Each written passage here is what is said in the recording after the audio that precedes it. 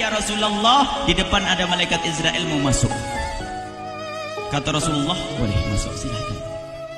Kemudian malaikat Israel mengucapkan salam, dan setelah mengucapkan salam, malaikat Israel menawarkan, ya Rasulullah, aku disuruh oleh Allah untuk mencabut nyawamu atau membiarkan engkau. Dalam riwayat, aku disuruh oleh Allah untuk memberikan pilihan kepadamu, al-baqa' fid dunya, tetap di dunia, atau ar-rafiqul a'la, atau dengan Allah. Nabi Muhammad menjawab, ar-rafiqul a'la, dengan Allah. Kemudian setelah itu Nabi Muhammad berdoa agar umatnya selamat. Setelah ada jaminan umatnya selamat, malaikat Israel, sudahlah, cabut nyawaku kalau memang sudah waktuku. Mulailah Nabi Muhammad dicabut nyawa beliau oleh malaikat Israel. Dan di saat Nabi Muhammad mulai dicabut nyawa beliau oleh malaikat Israel, Nabi Muhammad mengatakan, mahadha, apa ini wahai Israel? Malaikat Israel kemudian menjawab, ya Rasulullah, itu adalah sakaratul maut, itu adalah sakitnya di dalam kematian. Kemudian Nabi Muhammad mengangkat tangannya sambil berucap, la ilaha illallah, inna lil mauti la sakarat, tidak ada Tuhan selain Allah, sungguh di dalam kematian ada sakitnya, sakit kematian, yaitu sakaratul maut. Kemudian Nabi Muhammad memohon, ya Allah, Allahumma khaffif alayya sakaratul maut, ya Allah, ringankan sakaratul mautku ini, ya Allah. Dijawab oleh malaikat Israel, ya Rasulullah, itu sudah aku ringankan 70 kali. Nabi Muhammad menoleh, apa malaikat Israel?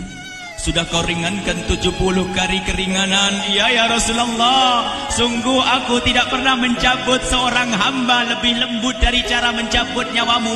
Ini sudah aku ringankan 70 kali. Setelah itu justru Nabi Muhammad menangis, Israel, 70 kali rasanya masih sakit. Iya ya Rasulullah, memang itu sakaratul maut. Lalu bagaimana engkau mencabut umatku, wahai Israel? Allah, yang diingat siapa? Umat. Kalau engkau mencabutku dengan ringan seperti ini masih sakit, bagaimana engkau mencabut umatku, ya Israel? Dijawab oleh malaikat Israel, umatmu manusia biasa, ya aku cabut, ya Rasulullah, begitu saja. Ya sudah, begitu habis. Nabi Muhammad menangis.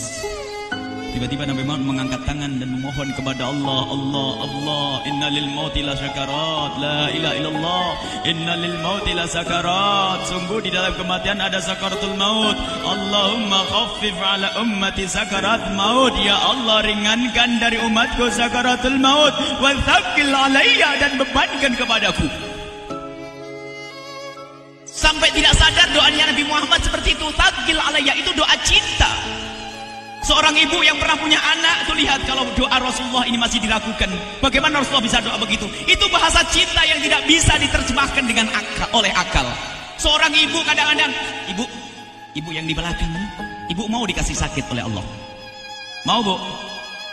Ibu jauh sekali. Ibu mau dikasih sakit? Jawabnya tidak mau.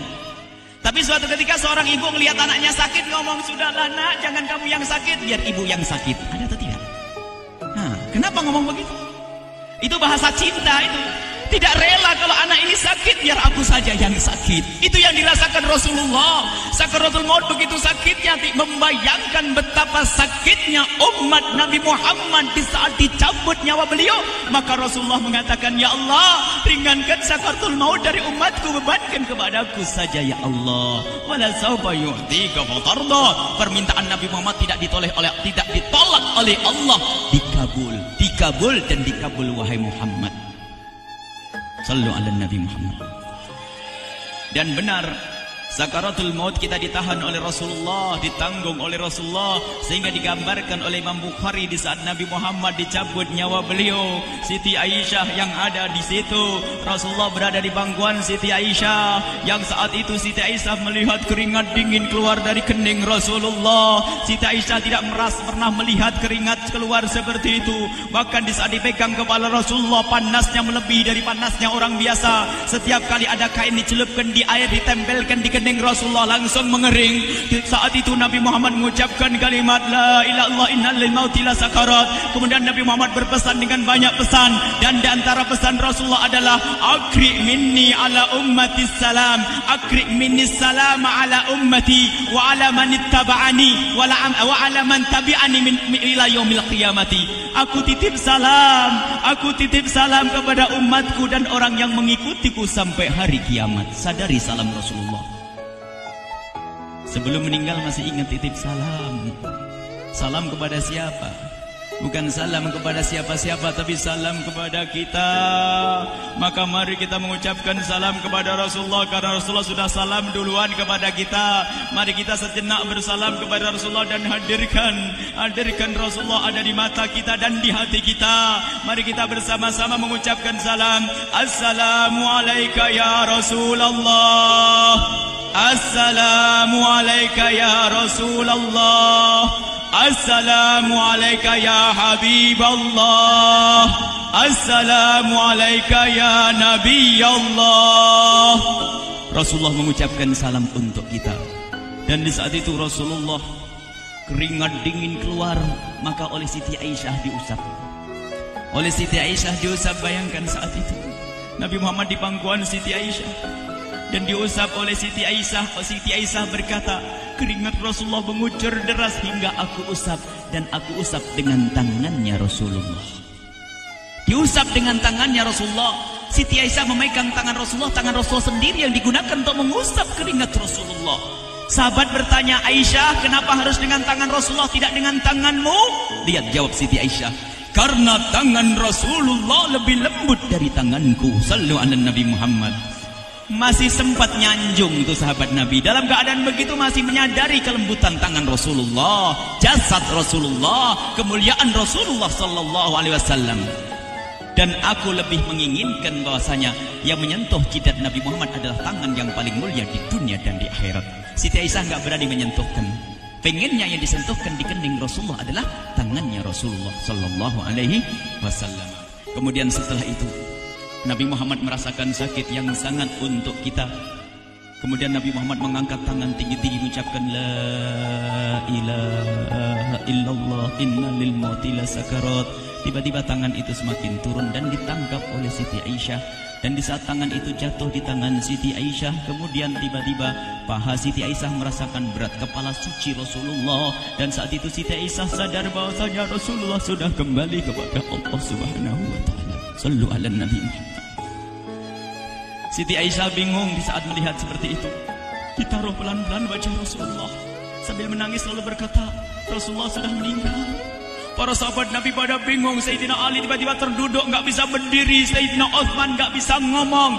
Ada orang Sayyidina Zaid berkata, aku baru melihat Rasulullah. Setelah ini aku tidak mau melihat lagi selain Rasulullah. Ya Allah, butakan mataku. Aku tidak ingin aku kotori mataku dengan selain Rasulullah. Dan dibutakan oleh Allah.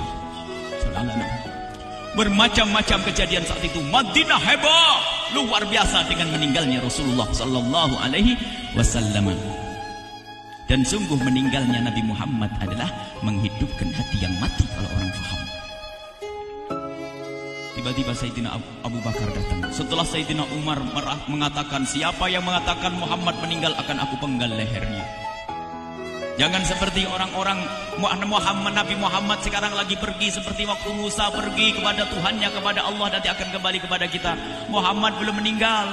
Ini adalah karena kecintaan Sayyidina Umar bin Khattab, tidak ingin Nabi Muhammad pergi. Tiba-tiba datang Sayyidina Abu Bakar As-Siddiq lalu masuk ke kamarnya Rasulullah, lalu masuk kepada Rasulullah, kemudian mengecup kening Rasulullah. Dan Sayyidina Abu Bakar berkata, ya Rasulullah, tibta hayyan wa mayyita. Ya Rasulullah, engkau tetap harum dalam keadaan hidup dan harum setelah meninggal dunia. Sallu ala Nabi Muhammad.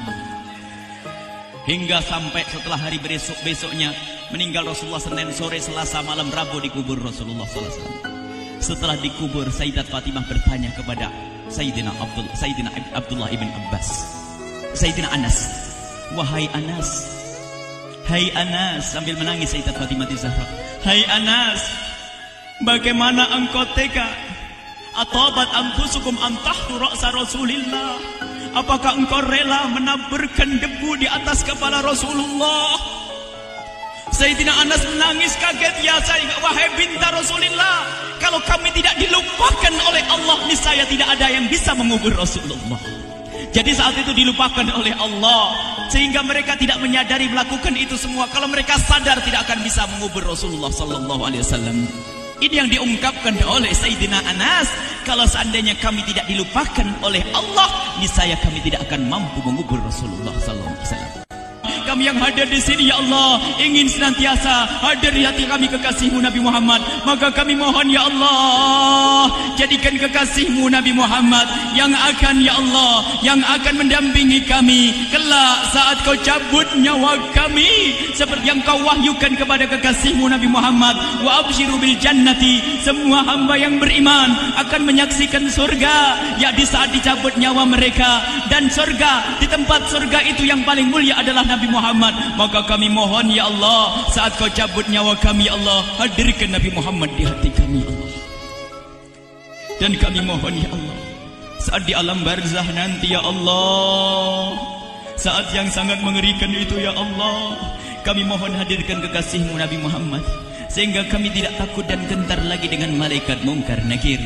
Dan ya Allah, kami mohon di saat di padang mahsyar nanti, ya Allah, hadirkan kekasih-Mu Nabi Muhammad. Jadikanlah kekasih-Mu Nabi Muhammad yang akan menemani kami dan akan membonceng kami, membawa kami ke telaga Kausar. Lalu kami diberi air minum dari air telaga Kausar hingga kami tidak akan haus selama-lamanya. Ya Allah, jadikan kekasih-Mu Nabi Muhammad yang akan menemani kami di saat kami menyeberang Siratal Mustaqim hingga kami tidak akan terjerumus ke neraka Jahanam. Dan jadikan kekasih-Mu Nabi Muhammad yang akan kami saksikan setiap saat di surga-Mu, ya Allah. Ya Allah, jadikan kekasih-Mu Nabi Muhammad yang senantiasa, ya Allah, kami lihat kelak di surga. Dan jadikan ucapan kami di akhir hayat kami kelak adalah, ya Allah, adalah kalimat agung dan mulia, La ilaha illallah Muhammadur Rasulullah. La ilaha illallah Muhammadur Rasulullah. La